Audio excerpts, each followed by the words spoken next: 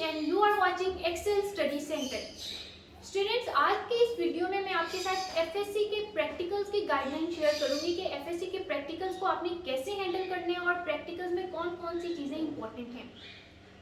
Students, सबसे पहले तो एफएससी के जो प्रैक्टिकल्स हैं उनको आपने ज़्यादातर कॉलेजेस और स्कूल्स में वो साथ साथ ही कराते हैं। आपके बाकायदा लेक्चर्स, प्रॉपर लेक्चर्स होते हैं और परफॉर्मेंस भी कराई जाती है।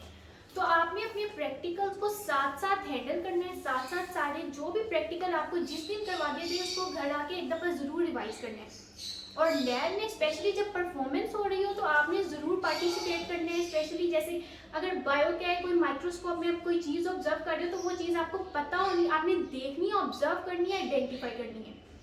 इसी तरह फिजिक्स है, फिजिक्स में जो प्रैक्टिकल है उसका पूरा का पूरा प्रॉपर एपरेटस आपको पता हो, कौन सी चीज़ है, किसका क्या फंक्शन है और उसको सारे को कैसे अरेंज करना है। इसी तरह जो केमिस्ट्री है उसमें आपको केमिकल्स और स्पेशली जो सॉल्ट्स के लिए प्रैक्टिकल है उसमें आपको सारा पता होना चाहिए, क्योंकि आपने एंड पे जो सॉल्ट्स में एसिड और जो बेसिक रेडिकल्स है उनको आइडेंटिफाई करना होता है। तो वो आपको सारे स्टेप वाइज आपको पता होनी चाहिए और वो सारी चीज़ें लर्न होनी चाहिए।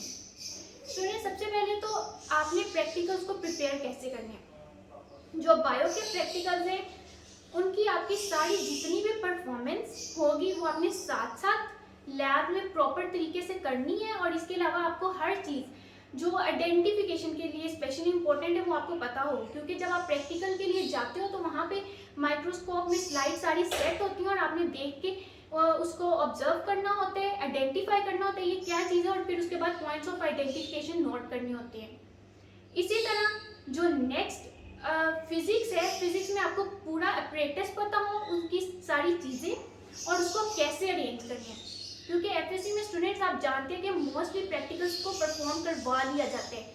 मैट्रिक में यूजुअली ये होता है कि वो प्रैक्टिकल्स की परफॉर्मेंस नहीं होती, क्योंकि जिन लैब या स्कूल्स में अक्सर आप जाते हो वहाँ पे उनके पास प्रॉपर वर्किंग अपरेटस नहीं होता, लेकिन एफएससी में मोस्टली परफॉर्मेंस होती है। इसी तरह जो केमिस्ट्री है उसमें आपका सारी जो टाइट्रेशंस हैं और जो सॉल्ट के लिए एसिड एंड बेसिक रेडिकल्स के जितने भी प्रैक्टिकल्स हैं वो आपके फिंगर टिप्स में होने चाहिए।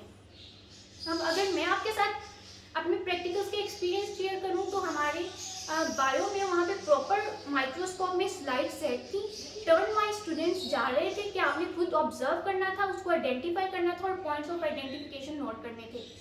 इसके अलावा बहुत डिफिकल्ट प्रैक्टिकल्स बायो के जैसे डायसेक्शन ऑफ फ्रॉग है, डायसेक्शन ऑफ कॉकरोच है, ये यूजुअली परफॉर्म नहीं कराए जाते, बट इससे रिलेटेड वाइवा पूछ लिया जाता है, वो आपको अच्छी तरह पता होना चाहिए। नेक्स्ट जो फिजिक्स है, फिजिक्स में वो यूजुअली क्या करते हैं, आपसे अपरेटस सेट करवा लेते हैं।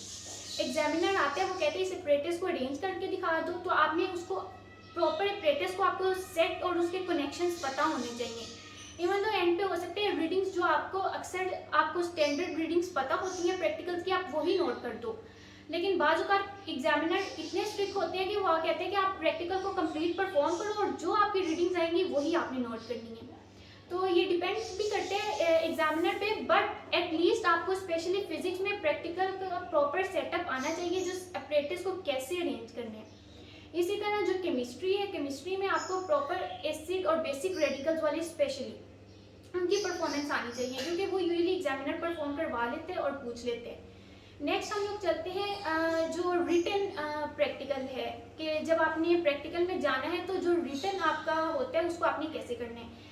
आपके पास प्रैक्टिकल्स में शीट लिमिटेड होती हैं स्टूडेंट्स, तो आपने बहुत ज़्यादा लंबा नहीं लिखना, जो रिक्वायरमेंट्स हैं जो उसके ऊपर क्वेश्चन में लिखा होगा आपने उसके अकॉर्डिंगली उसको करना है। डायग्राम्स आप लोगों ने डायग्राम्स और सारा प्रैक्टिकल पेन से करना होता है, तो आपकी कोई मिस्टेक कोशिश करें कि डायग्राम्स की प्रैक्टिस घर से करके जाएं, ताकि जब आप प्रैक्टिकल में पेन से करें तो वो आपकी कोई मिस्टेक वहाँ पे ना हो, क्योंकि आपको वहाँ पे इरेजर वगैरह अलाउड नहीं होता।